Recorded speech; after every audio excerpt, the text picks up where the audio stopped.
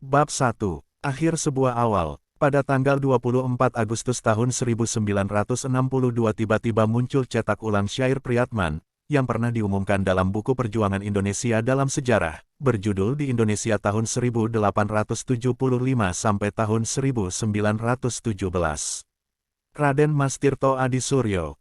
Nama kecilnya Jokomono, keturunan Tirtonoto, Bupati Bojonegoro, pelajar Stovia di Jakarta, penulis pembela bangsa, membasmi sifat penjajah Belanda, dengan tulisan yang sangat tajam penanya. Membuka sejarah jurnalistika, Medan Priyayi Arta Hariannya, Sulu Keadilan dan Putri Hindia. Ada dalam pegangan redaksinya, tiap perbuatan dari penjajah, yang akan membuat lemah, terhadap nusa dan bangsa kita, diserang dan dibasmi dengan senjata penanya.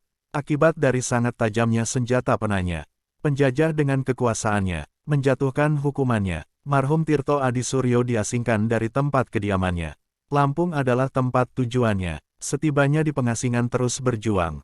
Tak ada tempo yang terluang untuk membela nusa dan bangsanya. Pelopor jurnalistik Indonesia, tahun 1875 adalah tahun lahirnya. Pada tahun 1917 wafatnya. Mangga 2 di Jakarta beliau dimakamkannya. Syair sederhana tersebut dengan sejumlah kekurangannya, antara lain tahun lahir dan meninggalnya tidak akurat, mencerminkan pengetahuan umum tentang Raden Mas Tirto Adi Suryo mulai penggal dasawarsa kedua sampai dasawarsa keenam. Yaitu terbatas pada tahun lahir dan meninggal, pendidikan, keturunan, karir jurnalistik, pembuangannya ke Lampung dan kuburannya. Itu pun sudah dapat dinilai lumayan. Para penasihat urusan pribumi Hindia Belanda nampaknya memang telah berhasil menampilkannya sebagai orang tidak keruanan. Dr. Cesnock Hurgrons yang pertama-tama melakukannya pada 1902 tanpa maksud lebih jauh. Dr. G.A.J. Hazu meneruskan jejaknya. Sedang Dr. D. Arinkes telah memojokkannya secara sistematis antara 1912 dan 1915. Bekas asisten residen Petrus Bloomberger dalam tulisannya untuk referensi tahun 1931 barulah memberikan penilaian yang lebih proporsional. Namun terasa masih belum memadai untuk seorang tokoh seperti Tirto. Orang yang mengenalnya langsung seperti Cipto Mangunkusumo, Mas Marco Kartodikromo, misalnya, dan yang tidak mengenalnya langsung seperti Muhammad Hatta, mengakui jasa-jasanya. Juga Ki Hajar Dewantoro, namun ia seakan menjadi tokoh yang tetap dalam pengucilan. Ia mulai mendapat perhatian setelah Robert Van Niel mulai menyinggungnya dalam karyanya pada 1960. Pada tahun 60-an itu juga Lentera mencoba membuat kampanye pengumpulan bahan tentangnya dengan hasil kurang sebagaimana diharapkan. Setelah itu namanya mulai bermunculan dalam buku risalah yang bersangkutan dengan sejarah jurnalistik dan organisasi Islam dengan data tetap kurang memadai untuk seorang yang seluruh hidupnya hanya untuk pengabdian. Pada hari suram tanggal 17 Desember tahun 1918 sebuah iring-iringan kecil, sangat kecil, mengantarkan jenazahnya ke peristirahatannya terakhir di Mangga 2 Jakarta. Tak ada pidato-pidato sambutan, tak ada yang memberikan jasa-jasa dan amalnya dalam hidupnya yang tak begitu panjang. Kemudian orang meninggalkannya seperti terlepas dari beban yang tak diharapkan. Itulah hari terakhir Raden Mas Tirto Adi Suryo. Bagi seorang jurnalis kenamaan yang dalam dasawarsa pertama abad ini banyak diwartakan di Hindia maupun di Nederland, memang terlalu sedikit tanggapan orang atas kematiannya. Di antara yang sedikit adalah sepucuk surat dari Batavia pada The Lokomotif Semarang, menerangkan. Sebuah kuburan di Mangga 2 Batavia, yang sedikit pun tak berbeda dari kuburan-kuburan lain di sekitarnya adalah tempat istirahat terakhir pekerja dan jurnalis ini. Harian-harian pribumi tiada menyinggung lagi tentangnya dan sampailah kemudian ke telinga kami bahwa orang membisu tentangnya dikarenakan hormat yang mendalam kepadanya lantaran tahun terakhirnya yang memilukan. Karena Tirto Adi Suryo telah menjadi korban kerja kerasnya sendiri. Surat tersebut yang tidak mengandung maksud jahat, malah hendak memuliakannya, tanpa sengaja juga ikut menjatuhkan hukuman. Dan 13 tahun setelah Rinkes mati pada 1954, dengan terbitnya dokumen-dokumen rahasia milik Hindia Belanda sedikit banyak mulai terungkap apa yang telah diperbuat oleh kekuasaan kolonial terhadapnya. Di luar jurnalistik jasa-jasanya juga dihargai. Sekalipun gaya tulisannya yang tajam, ia toh masih banyak mempunyai teman daripada lawan.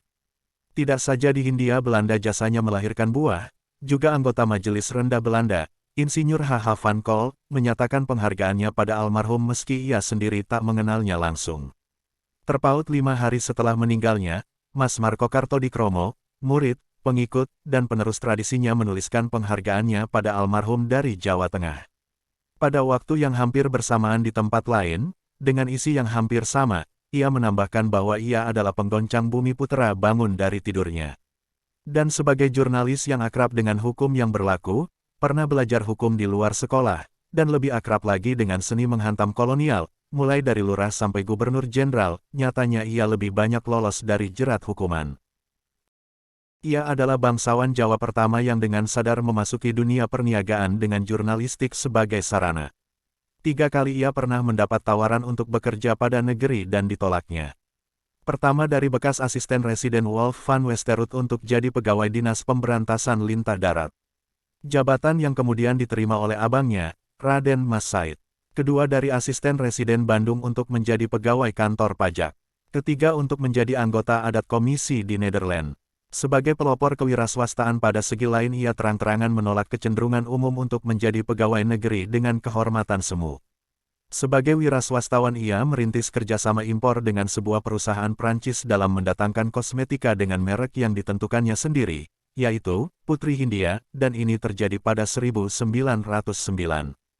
Ia adalah juga orang pertama yang terjun di bidang jasa sosial, mula-mula dikerjakan sebagai perorangan, mencarikan kerja, dimulai pada 1902, tanpa memungut biaya.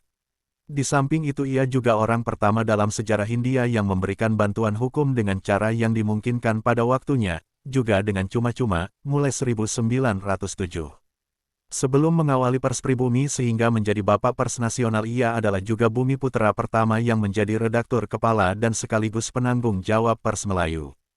Milik asing di samping FDJ, Pangemanan. Ia termasuk angkatan pertama penulis fiksi dalam Melayu Lingua Franca.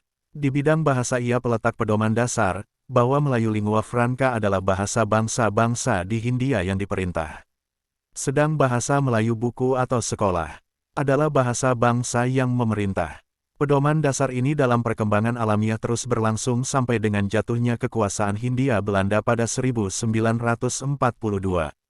Ia adalah pendiri organisasi modern pertama, Serikat Priai tahun 1906, sekalipun lebih karena kediniannya organisasi tersebut mengalami kegagalan. Kemudian ia mendirikan organisasi dan gerakan sekaligus, Serikat Dagang Islamiyah, 1909, yang di Solo begitu mobilitasnya dikutungi kekuasaan kolonial, dan pada 1912 berkembang menjadi Sarekat Islam. Sekalipun kebenaran tarihi daripadanya kadang mendapat sangkalan, dan anehnya juga dari Samanhudi sendiri. Ia adalah juga salah seorang motor gerakan emansipasi, peseru untuk berdirinya Perhimpunan Wanita. Yang semua kegiatannya berkisar di sekeliling Putri Hindia mulai 1908. Melalui berkala tersebut dilahirkan tidak kurang 35 pengarang wanita, tersebar di Jawa, Sumatera dan Sulawesi. Yang setelah kepergiannya sebagian mandiri dengan berkala wanitanya sendiri. Sedang Putri Hindia sebagai berkala wanita pribumi pertama pernah mendapat hadiah penghargaan dari Ibu Suri Ema, 1909. Ia adalah pribumi pendiri Envi pertama yang mengajarkan sebangsanya untuk berserikat dalam berniaga. Tidak perlu mesti menggunakan modal sendiri, tetapi menarik dana dari masyarakat dan dari bank. Jauh di kemudian hari Petrus Bloemberger menilainya, bahwa dialah yang telah berusaha memberikan bentuk pada angan-angan, yang kemudian berkembang di kalangan dagang dan kerajinan di Solo. Sujarwo Kondronegoro menganggapnya sebagai pendiri harian pribumi pertama-tama. Sedang Ki Hajar Dewantara menampilkannya di samping Wahidin Sudirohusodo sebagai pelopor jurnalistik Indonesia. Walau, sebagaimana telah jamak terjadi menimpa seorang pemula, terbuang dan dibuang setelah madu amalnya habis terhisap. Tetap tinggal jadi pertanyaan terbuka, sekiranya ia tidak memulai tradisi menggunakan pers sebagai alat perjuangan dan pemersatu dalam masyarakat heterogen seperti Hindia. Bagaimana kiranya negara Indonesia akan terbentuk? Dan pemerintah RI merasa cukup menganugerahinya dengan gelar sederhana, Perintis Pers Indonesia.